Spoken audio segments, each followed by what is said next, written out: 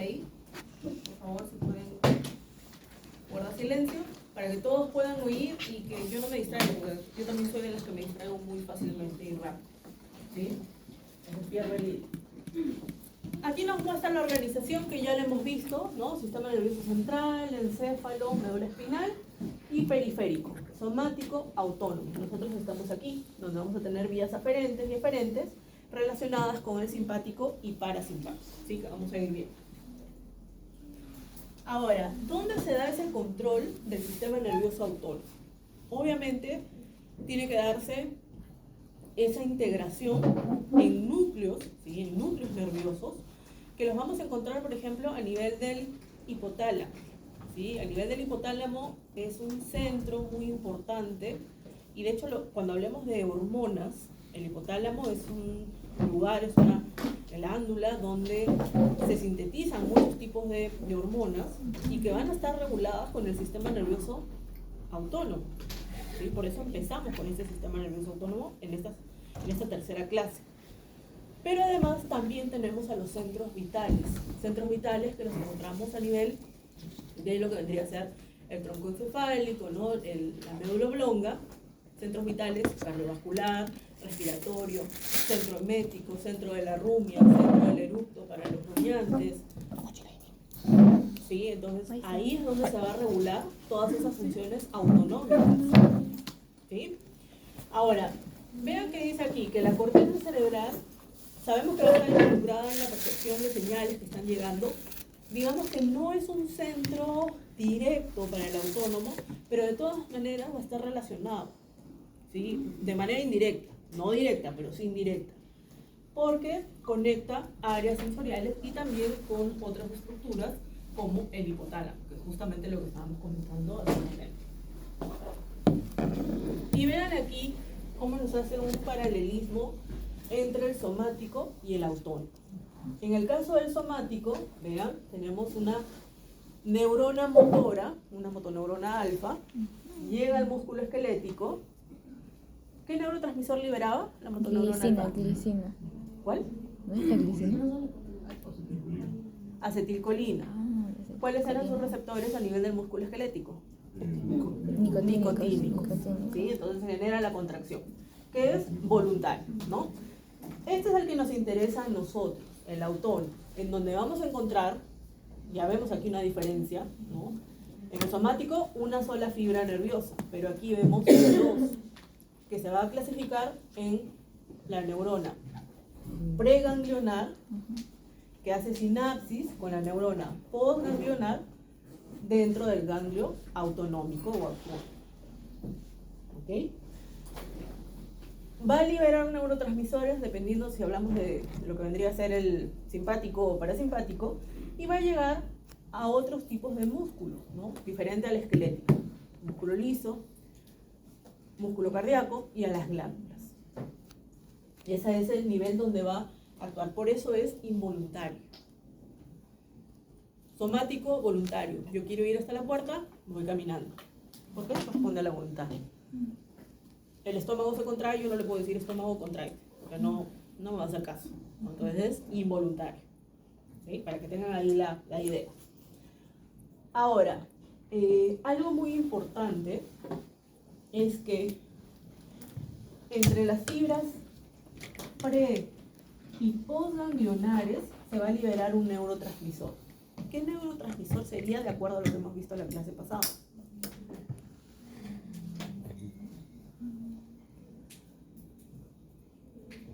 ¿Cuál sería, chicos? No es adrenalina. ¿Cuál? No es GABA.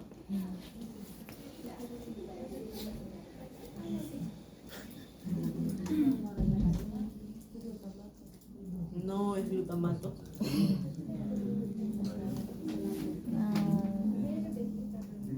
¿Qué neurotransmisor se liberaba entre las fibras pre y postganglionares? Acetilcolina. ¿Sí? Sin miedo, tienes que decir, si nos equivocamos, nos equivocamos. ¿Sí? La idea es equivocarse aquí, no en el examen. Fíjense cómo ya se olvidaron lo que vimos en la clase pasada. ¿Sí? Entonces, Las fibras pre y postganglionares liberan acetilcolina, que se va a unir a sus receptores. ¿Cuáles serían? Aquí, entre pre y post. ¿Qué receptores? Nicotínicos. ¿Sí? Entonces sus receptores nicotínicos. Ahora, las postganglionares van a liberar, dependiendo si hablamos del simpático y del parasimpático, cada una su neurotransmisor. Si hablamos del simpático, ¿cuál sería el neurotransmisor? Simpático. ¿Cuál? Sin miedo. Adrenalina. Y si es el parasimpático, acetilcolina. ¿Sí? Ya tenemos ahí, y sabemos que son antagónicos, ¿sí? Uno va a excitar y el otro va a inhibir. Ahora, sabemos que ambos, cualquiera de los dos, adrenalina, acetilcolina, puede ser excitatorio o inhibitorio, pero va a depender de qué es su acción, de los receptores. ¿Sí? Como vimos la clase pasada. Vean aquí otra diferencia entre el simpático y parasimpático, hablando de estas fibras pre y postganglionares, es que las simpáticas, sus fibras preganglionares son más cortas que las preganglionares del parasimpático. Pregunto, ¿por qué? Por anatomía, ¿por qué?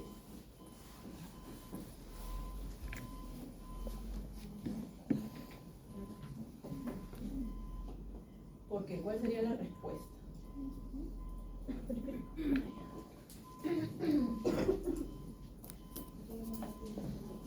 ¿Cómo? No. ¿Y por qué? Si lo cambiamos a las postganglionares, vean, las del simpático son más largas, las postganglionares, pero las del parasimpático son más cortas.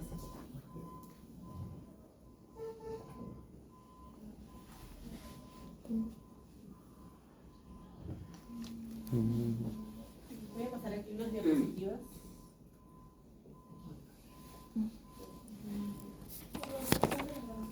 Por la ubicación de los ganglios.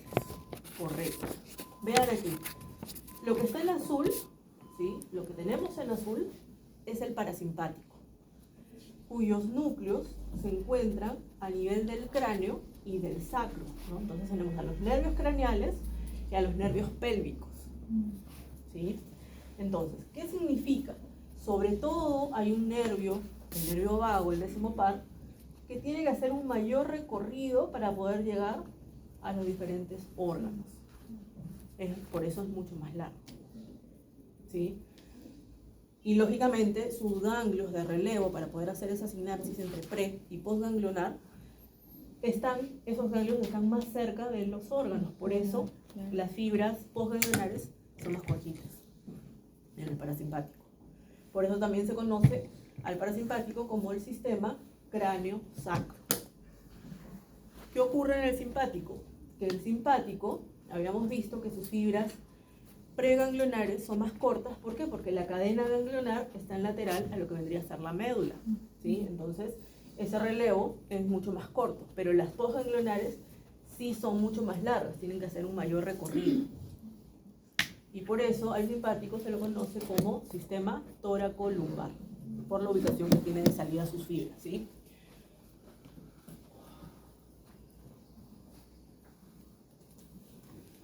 Ahora, como les he dicho, son antagonistas estos dos sistemas.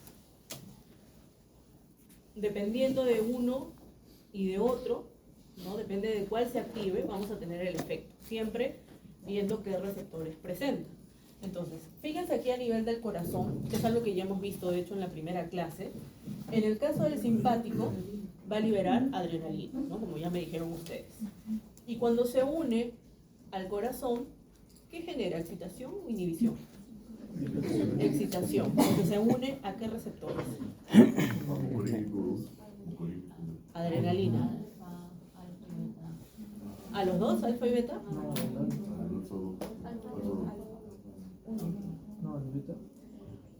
Beta 1 a nivel del corazón. ¿Sí? Los beta 1. Genera excitación, va a generar que aumente la frecuencia cardíaca.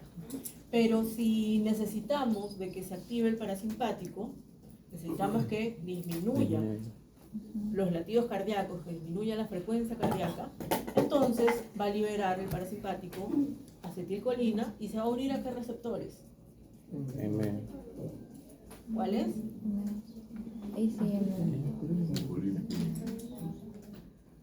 Tenemos que generar M1. excitación o inhibición. Inhibición, el ¿correcto? 2, el 2. Entonces tenemos a Sí. los M2. muscarínicos 2. ¿Sí? Son los que van a generar que disminuye. Entonces vean cómo son antagónicos. Y dependiendo de la situación se va a activar uno u otro. ¿Sí? No pueden ser los dos al mismo tiempo. Vamos a otro ejemplo. Aquí nos habla de músculo liso, puede ser, vamos a hablar de intestino delgado. ¿Sí? Vean, llega simpático y parasimpático. Si llega el simpático ya sabemos que va a liberar adrenalina y en este caso se va a unir a receptores alfa 2. Alfa 2. Por lo tanto, ¿qué va a generar a nivel del intestino? Que haya aumento o que haya disminución de la motilidad. ¿Los alfa 2 son excitatorios? Son inhibitorios, están acoplados a proteína GI. Otra vez, revisar receptores con su señalización. Entonces, va a disminuir la motilidad que inhibe. Y en el caso del parasimpático, se va a unir a sus receptores, ¿cuáles? A nivel del intestino. ¿Va a excitar o va a inhibir? Inhibir. Va a excitar. WhatsApp. Ah, el otro. M1 y M3. ¿Sí? Entonces, lo que quiero que se fijen es que ambos neurotransmisores, ambos sistemas, de acuerdo a su receptor, pueden ser que excite, como por ejemplo la adrenalina, el simpático, a nivel del corazón va a excitar, pero a nivel intestinal va a inhibir. O el parasimpático.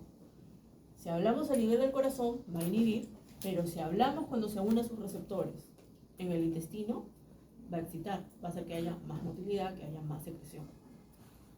¿Sí? Entonces, nuevamente voy a repetir como loro de que los receptores son muy importantes. ¿Ok? Ojo con esto, chicos. ¿Ok? Bueno, el tema de las glándulas, eso lo vamos a ver cuando veamos en endocrino. Me interesa que entiendan el corazón y a nivel intestinal. ¿Ok? Vamos a seguir.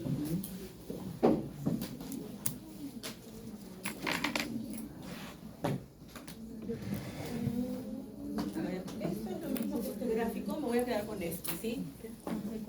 Aquí nos muestra lo que ya sabemos, ¿no? En el caso del parasimpático y simpático. El parasimpático, fibras pre y postganglionares. Preganglionar libera acetilcolina, se une a sus receptores nicotínicos en las postganglionares, y las postganglionares liberan acetilcolina y se unen a sus receptores muscarínicos, del 1 al 5, dependiendo del órgano, van a excitar o van a inhibir, ¿sí? Ahora, en el simpático sí vamos a tener algunas variaciones. Lo que ocurre mayoritariamente es esto de acá, pre y postganglionares.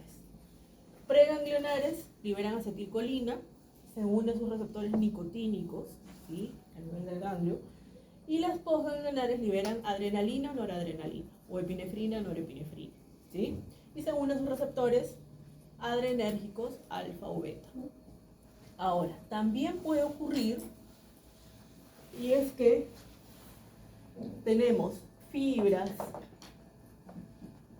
preganglionares que liberan acetilcolina y que llegan ¿a dónde? A la médula adrenal. En la médula adrenal encontramos receptores nicotínicos, ¿sí? Y la adrenalina, noradrenalina, se van a liberar en la sangre. O sea, liberan el torrente sanguíneo. Y por vía sanguínea, como podemos ver aquí, llega a sus receptores alfa y beta. Ojo, ¿sí? Puede ocurrir esto. Mayoritariamente esto de aquí, pero eso también es fisiológico. Y tenemos la excepción de un 1%, que ustedes saben que la biología siempre trata de complicarnos, ¿no? Y en este caso vemos fibras pre y postganglionares. Las preganglionares liberan acetilcolina, se unen a sus receptores nicotínicos, ¿sí? En ese relevo de pre y post. Y las postganglionares liberan acetilcolina y se unen a receptores muscarínicos. ¿Dónde vemos esta excepción? En las glándulas sudoríparas. Es el mayor representante, ¿sí? Que es un 1% como les digo. Entonces a ese nivel se da esta pequeña excepción. Ojo con ello porque no sé si a alguien le toca en su producto hablar sobre autónomo, les van a preguntar eso. Estoy segura. ¿Sería específico de esas glándulas sudoríparas? Sí. Bueno, en este gráfico nos muestra lo que estuvimos viendo, ¿no? Que cuáles son las fibras más largas, ¿no? Para el caso del parasimpático, las preganglionares, mientras que en lo que vendría a ser el simpático son más cortas, ¿no? Y cambian ese relevo hacia las postganglionares. Tenemos un sistema nervioso gastrointestinal intrínseco, eso lo vamos a ver cuando hablamos digestivo, que es un sistema entérico, ¿no? De hecho es el sistema nervioso entérico, que tiene una regulación local, pero también recibe señales desde lo que vendría a ser el simpático y el parasimpático, lo cual va a permitir, por ejemplo, que tengamos la famosa peristalsis, ¿no? El peristaltismo. Eso lo vamos a ver con detalle en digestivo. Este cuadrito se los recomiendo porque nos muestra los diferentes órganos que podemos ver y cuál es el efecto del parasimpático y del simpático cuando están activados, ¿no? Por ejemplo, de hecho también, vuelvo a repetir, si a alguien le toca en su producto hablar de autónomo, por ejemplo en la pupila vamos a tener, si hay activación del parasimpático, vamos a tener contracción, vamos a tener una miosis, ¿sí? Pero si hay una actividad del simpático, vamos a tener que esas pupilas van a estar dilatadas, vamos a tener midriasis. Y así sucesivamente con cada órgano. Les recomiendo tenerlo ahí de apoyo para recordar dónde va a excitar y dónde va a estar inhibiendo, ¿sí? Ojo. Aquí también vean los receptores colinérgicos, es decir, para la acetilcolina. Este cuadrito también se los recomiendo mucho porque nos da los diferentes receptores para la acetilcolina, los nicotínicos y los muscarínicos. En los nicotínicos vimos N1 y N2, ¿correcto? Aquí nos muestra esa otra clasificación NM, NN. Los NM son los N2 que vimos la semana pasada. ¿Por qué? Porque llegan al músculo esquelético. ¿Qué permite? Que haya ingreso de sodio, ¿sí? Genera excitación. Los NN son los N1, que se van a encontrar justamente entre las fibras pre y postganglionares, ¿ok? También son excitatorios, permiten el ingreso de sodio. Y en el caso de los muscarínicos, creo que voy a señalar aquí mejor. Muy bien. En el caso de los muscarínicos, acuérdense que tenemos a los M1, M3 y M5, que sabemos que van a estar acoplados a proteína GQ. Por lo tanto, son excitatorios, ¿sí? Y tiene aquí, para que ustedes se acuerden de ese mecanismo, genera segundos mensajeros, inositol-trifosfato Y de acetilcolina. Ahí está. Ahí está. Para generar la excitación, es decir, que haya ingreso de calcio. Y por otro lado, tenemos a los inhibitorios, M2 y M4. M2 y M4 que están acoplados a proteína GI. Y lo que hacen es inhibir al AMP cíclico, es decir, no se forma, acuérdense del ATP, no se transforma en el AMP cíclico, igual aquí. A la demenciclasa. ¿Sí? Entonces eso les va a servir para recordar. Esto es repetición de lo que ya hemos visto en la clase pasada. En el caso de los receptores adrenérgicos, igual, yo les recomiendo mucho este cuadrito.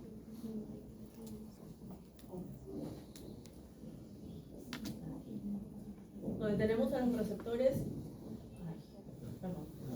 alfa y los receptores beta.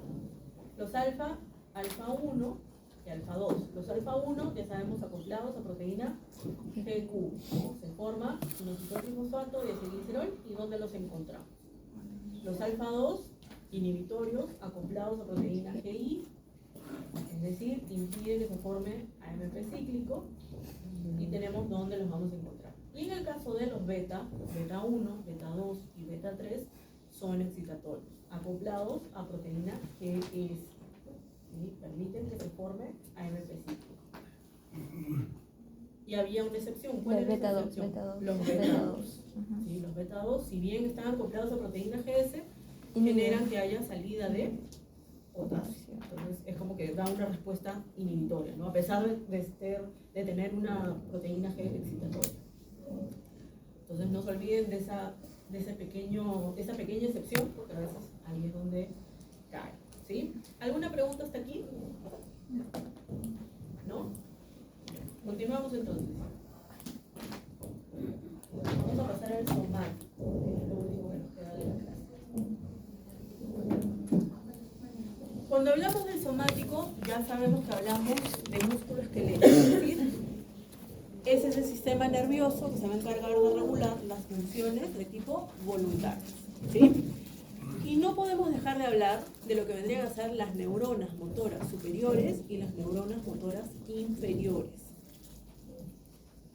Una característica es que las neuronas motoras superiores se van a encargar de regular, de controlar a las neuronas motoras inferiores.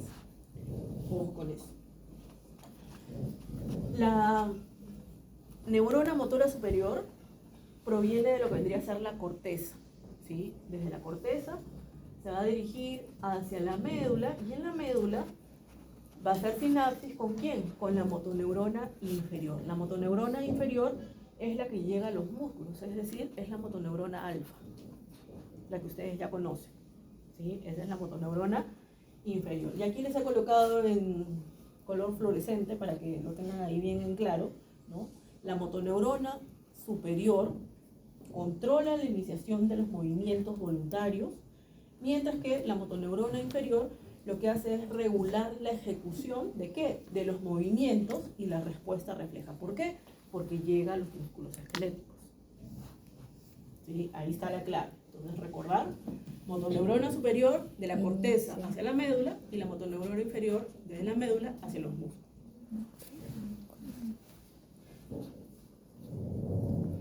Ahora tenemos un sistema piramidal y un sistema extrapiramidal. Aquí está la clave en este cuadrito. Ese sistema piramidal es el sistema córtico espinal, también tiene ese nombre. ¿Se acuerdan cuando hablamos de los tractos? Sí. Hablamos del tracto córtico espinal que llegaba a los músculos esqueléticos. Está relacionado con el sistema piramidal. ¿Por qué sistema piramidal? Porque cuando se genera el paso de las neuronas desde la corteza, va a pasar por las pirámides vulvares.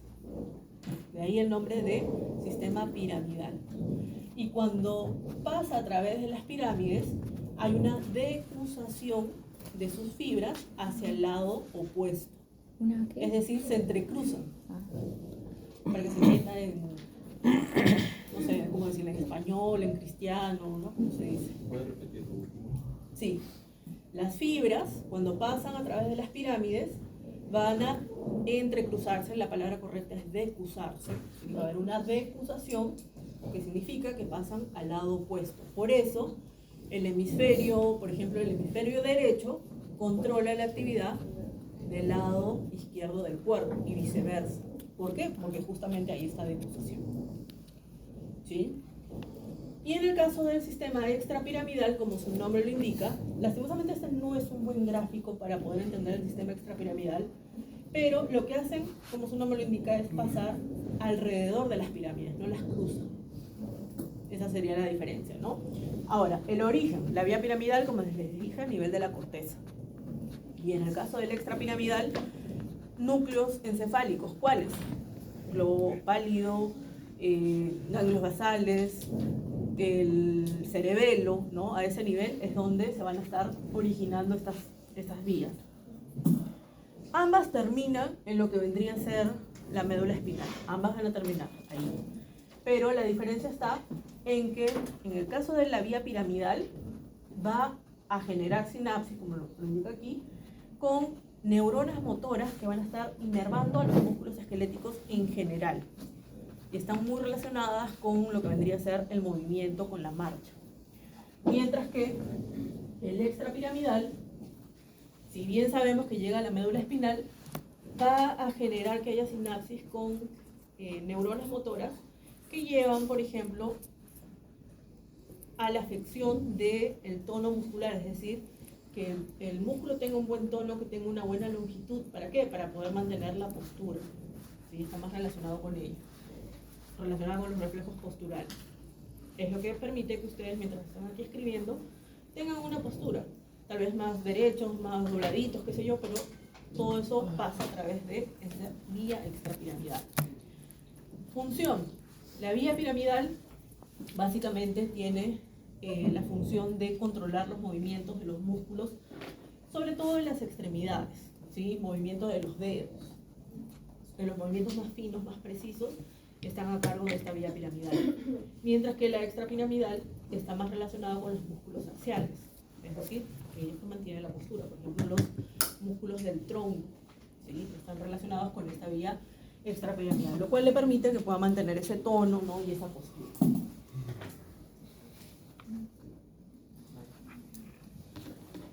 Bueno, en el caso de la neurona motora inferior, ya sabemos que estamos hablando de las motoneuronas alfa. Por lo tanto, ¿de dónde salen? Van a salir a través de las astas ventrales. ¿Sí? ¿Para qué? Para llegar a los músculos, ¿sí? Y generar la contracción.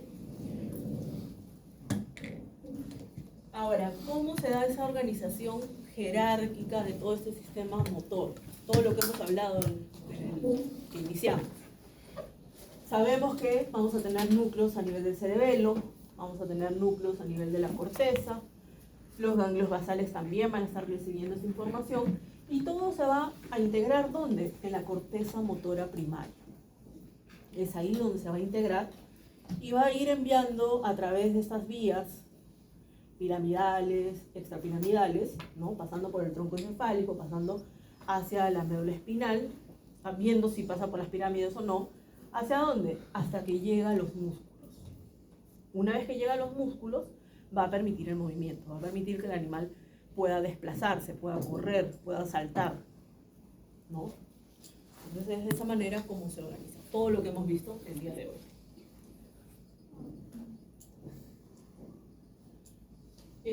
Ahora, algo importante es que, si bien nosotros sabemos que esa motoneurona inferior se refiere a las motoneuronas alfa, sí es importante reconocer que vamos a encontrar las de tipo medial y las de tipo lateral.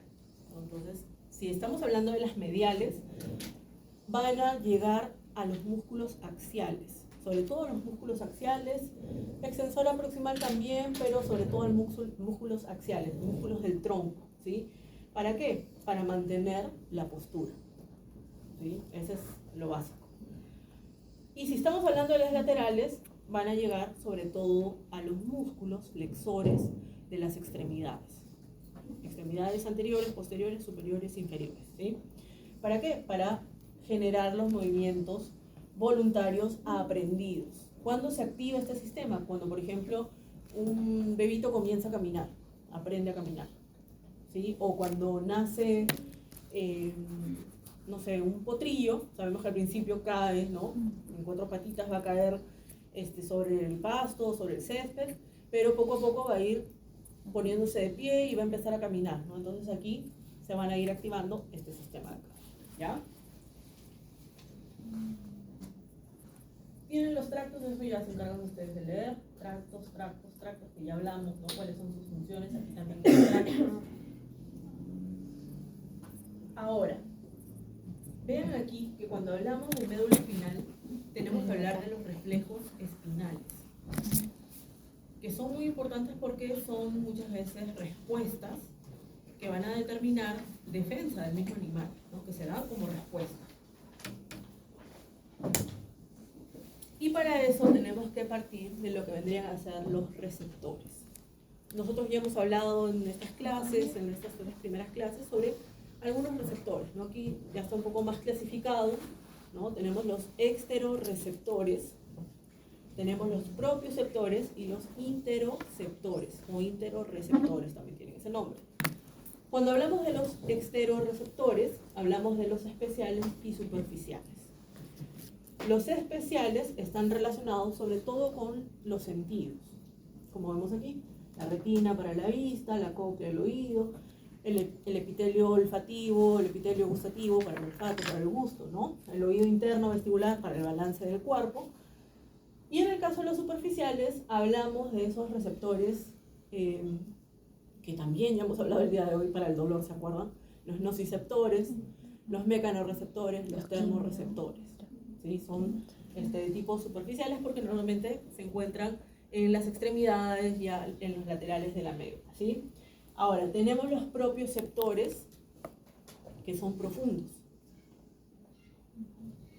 que no son otra cosa más que mecanorreceptores, pero que se encuentran a nivel de los músculos, de los tendones y de las articulaciones. Y que brindan información, ¿no? Estímulos de la posición del cuerpo y del movimiento. Por ejemplo, si un músculo está alargado, ¿no? Si está con mucha longitud, o si se está generando mucha tensión en un músculo, todo eso lo van a avisar estos propioceptores, como vamos a ver en un momento más. Tenemos a los viscerales, ¿no? Tenemos aquí receptores viscerales que son mecanorreceptores y están relacionados con los sentidos viscerales. ¿En qué sentido? Por ejemplo, cuando llega el alimento al estómago, eso se convierte en un estímulo que genera distensión, y esa distensión por la llegada del alimento activa mecanorreceptores gástricos. ¿Para qué? Para dar una respuesta. ¿Cuál sería esa respuesta? Mayor secreción, ¿no? De ácido clorhídrico, que haya mayor liberación de pepsinógeno, correcto, que haya aumento de la motilidad para que pueda mezclarse, etc. ¿Sí? Eso lo vamos a ver seguramente en digestivo. Acá tenemos más receptores, fotorreceptores para la luz por el sentido de la vista, mecanorreceptores nuevamente la fuerza mecánica, oído, balance del cuerpo, propiocepción, ¿no? Todos esos son mecanorreceptores. Termorreceptores para el calor, la temperatura, y quimiorreceptores para diversas moléculas en el olfato, el gusto, pero también a nivel digestivo, en el estómago y el intestino. ¿Por qué? Porque a nivel del estómago, así como tenemos mecanorreceptores para la distensión, también vamos a encontrar quimiorreceptores que van a medir, por ejemplo, el pH. ¿Qué pH tiene ese alimento? ¿Cómo está conformado? ¿Qué moléculas tiene? ¿Tiene más proteínas? ¿Tiene más lípidos? ¿Tiene más carbohidratos? ¿O cómo está la osmolaridad? ¿No? ¿Qué osmolaridad tiene ese bolo alimenticio? Entonces todo eso es captado por quimiorreceptores, en este caso viscerales, ¿no? A nivel del estómago y a nivel de lo que vendría a ser el intestino. Profesor, entonces los osmorreceptores son como quimiorreceptores. Sí. Los osmorreceptores. No, los osmorreceptores del hipotálamo esos son aparte. Ah, ya, Sí. son aparte. Sí. No se puede decir que son como No, quimiorreceptores. no. Ah, ya. Ahora, tenemos las redes neuronales, que estas redes neuronales significa cómo se van a ir dando las sinapsis, ¿no? Y estas redes neuronales, estos circuitos neuronales, pueden ser de divergencia o de convergencia. ¿Qué significa cada uno de estos? Si hablamos de divergencia, hablamos de una neurona presináptica que hace sinapsis con varias neuronas postsinápticas, ¿no? Entonces, ¿qué ocurre? Que tus fibras, sus axones, ven aquí, divergen hacia distintas neuronas postsinápticas. Entonces hay una divergencia. Y en la convergencia, vamos a ver varias neuronas presinápticas que van a hacer sinapsis con una sola neurona postsináptica. Es decir, cada una de estas neuronas convergen en una sola. ¿Sí? ¿Queda claro? ¿No? Otra vez. ¿Otra vez? Ya. De repente con un ejemplo, ¿No? ¿Perdón? de repente con un ejemplo, o sea, con un ejemplo de las neuronas, ¿qué sinapsis podría ser? Un ejemplo. Les voy a ver. colocar por números para que puedan ubicarse, ¿sí? Vamos a ver, en el caso de la divergencia, tenemos una neurona presináptica, ¿sí? Una neurona presináptica o cuyas fibras van a hacer divergencias, es decir, se van a ir subdividiendo. ¿Para qué? Para hacer sinapsis con varias neuronas postsinápticas. Acá tenemos 1, 2 y 3 pos. Son pos. ¿Sí? Ahora, estas divergencias, esta convergencia la van a encontrar en todo el sistema nervioso. En todo, en realidad. ¿Ok? Entonces tenemos divergencia. En el caso de la convergencia, vamos a ver varias neuronas presinápticas que van a hacer sinapsis en una sola neurona postsináptica. Entonces tenemos una presináptica, 2 presinápticas, 3 presinápticas, 4 presinápticas, que van a ser sinapsis en una sola postsináptica. Convergen en una sola. ¿Sí? Es un poco difícil dar ejemplo, como pides, porque como digo, están todos Es muy amplio de en todas repente. las neuronas. Ah, Todos ya. los sistemas pueden tener divergencia o convergencia. Ya. Ujú. ¿Sí? Ok. Ahora, estas redes se pueden ver facilitadas o se pueden ver inhibidas. Por eso tiene ciertas propiedades. El primero es el de la facilitación. ¿Qué quiere decir eso? Como su nombre lo indica, facilita que haya sinapsis. ¿Cómo puede ser? Ahí sí podemos dar un ejemplo de facilitación. ¿Se acuerdan cuando hablamos del glutamato la semana pasada? Dijimos que había una entrada de calcio. Y el calcio generaba que haya desarrollo Movilización de las espinas vesículas. dendríticas. Entonces, al haber un mayor desarrollo de esas espinas dendríticas, vamos a tener mayor área para la sinapsis. Entonces, facilita que haya sinapsis. Lo otro es que puede haber oclusión. ¿Qué significa oclusión? Es una inhibición, es decir, que la sinapsis no se van a dar de manera adecuada. ¿Cuándo ocurre esto? Cuando tenemos, por ejemplo, neuronas que comienzan a ponerse unas sobre otras. Entonces generan que haya el nombre es asolapamiento. ¿Sí? Se van asolapando unas con otras. Entonces, obviamente, si alguien las está tapando, no van a poder generar sinapsis. ¿Sí? Y la otra es la reverberancia. ¿Qué significa reverberancia? Significa que la transmisión de las señales a través de la sinapsis se van a dar de manera adecuada en todas las neuronas, como si fuese un tren de transmisión de señales. Ay, ya iba a dibujar acá, la costumbre de las otras. Ahí sí ya moríamos. A ver, por ejemplo, si tenemos una neurona, ¿sí? Que esta va a hacer sinapsis con una segunda neurona,